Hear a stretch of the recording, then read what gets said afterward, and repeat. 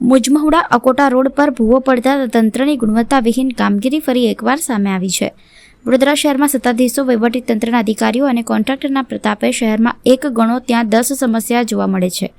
વડોદરા શહેરના દરેક રસ્તા ઉપર કોઈ આયોજન વગરની થતી કામગીરીમાં કોઈવાર રસ્તામાં પાણીની લાઈન નખાય છે કે ગટરની લાઈન નખાય છે કે પાછી કોઈ એજન્સી આવીને ગેસની લાઈન નાખે કે કેબલ નાખતા હોય છે. પરિણામે સતત બનેલા રસ્તા ઉપર ખોદકામ થતું જ હોય છે. દીર્ઘદર્શીના અભાવના કારણે અથવા તો જાણી જોઈને કોન્ટ્રાક્ટરોને ફાયદો કરાવવાની નીતિના કારણે સતત કામગીરી થતી હોય છે અને પ્રજાને હેરાનગતિ ભોગવી પડે છે. મુજમહુડાથી અકોટા માર્ગ ઉપર વારંવાર પડતા ભૂવાનું કારણ તથા આ ભૂવા પુરાણમાં ટેકનિકલ રીતે કામગીરી કર્યા વગર પુરાયો હોવાના કોંગ્રેસ કાર્યકર્તા અમર વાઘે આક્ષેપો કર્યા હતા. વારંવાર પડતા ભૂવા સંદર્ભે જણાવ્યું હતું કે ગટર લાઇનની કામગીરી ચાલુ છે, એમાં યોગ્ય કામગીરી થતી નથી. જે લોખંડના ગડરો બેસાડી રહ્યા છે એ પ્રેશર મશીનની જગ્યા પર હિટાચીના મશીનના પાવડાથી ઠોકી બેસાડી રહ્યા છે. હજી આવનારા સમયમાં આના કારણે ભૂવા પડશે.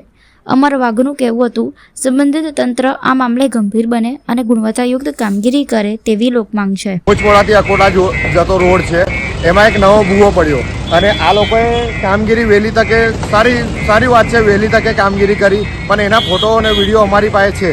હવે એ લોકોએ કામગીરી ખાલી ઉપર લાલી પાવડર કરે છે. હવે સામેનો 1.5 વર્ષથી રોડ બંધ છે, એના લીધે આજે ટ્રાફિકની સમસ્યા ના થાય એટલે આ લોકોએ વહેલી તકે કામગીરી કરી છે. અને આ ભૂવો પડવાનું કારણ એ જ એક કારણ છે એનું. સામેના સાઈડે જે ગટરની કામગીરી ચાલે છે એનામાં ગટર બેહાડે છે, એ લોકો લોખંડના ગટર બેહાડે છે. હવે એ ગટર પ્રેશર મશીનથી નહીં કરતા, આ લોકો ખાલી મશીનના એનાથી ઠોકીને બેહાડે છે અને એનું કંપન થવાના કારણના લીધે આ ભૂવા પડે છે. અને આ લોકો આવી જ કામગીરી કરતા રહેશે તો હજુ ભૂવા પડવાના જ છે આ રોડ.